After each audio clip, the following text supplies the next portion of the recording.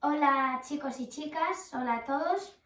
Soy Anxo González Pérez de la clase quinto A de Ramiro Isabel Mosquera.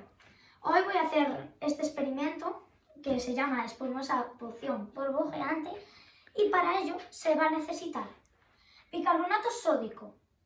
Como veis, yo lo tengo aquí. Después zumo de limón, un vaso de plástico que funcionan mejor los altos y estrechos, un jabón líquido para lavar los platos y yo utilizo una pajita para remover todo después y ahí la cuchara para echar el bicarbonato.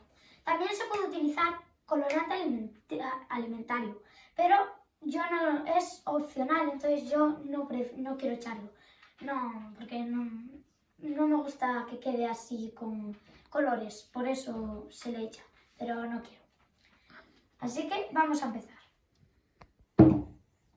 Primero, el primer paso es echar una cucharada de bicarbonato sódico. Ya está. El segundo paso es echar jabón líquido. Un chorro, así, normal. Ya está. A ver si esto vale, si no, podéis echarle más. Ahora hay que empezar a remover hasta que quede todo muy bien mezclado, porque si no, así no va a funcionar el experimento. Hay que echarle un poco más, creo, porque no se me queda tan bien líquido. Ahí está. A ver si funciona. Ahora tiene que estar bien mezclado. Espera. Si no se me...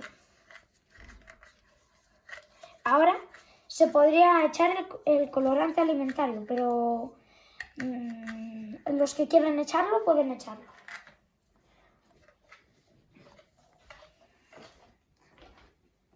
Se me ha quedado pegado aquí. Ahora hay que añadir un poco de zumo de limón.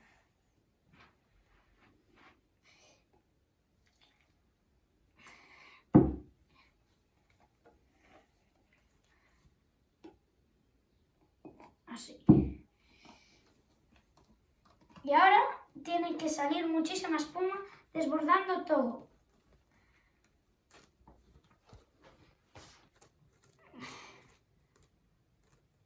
Y ya, bueno, ya está. Y ahora esto es el experimento. Bueno, ¿por qué pasa esto? Porque al juntarse el zumo de limón con el bicarbonato sódico, produce dióxido de carbono. Eso va ascendiendo con el jabón líquido y se producen burbujas espumosas, como aquí aparece. Y chao y feliz Semana Santa. Chao a todos.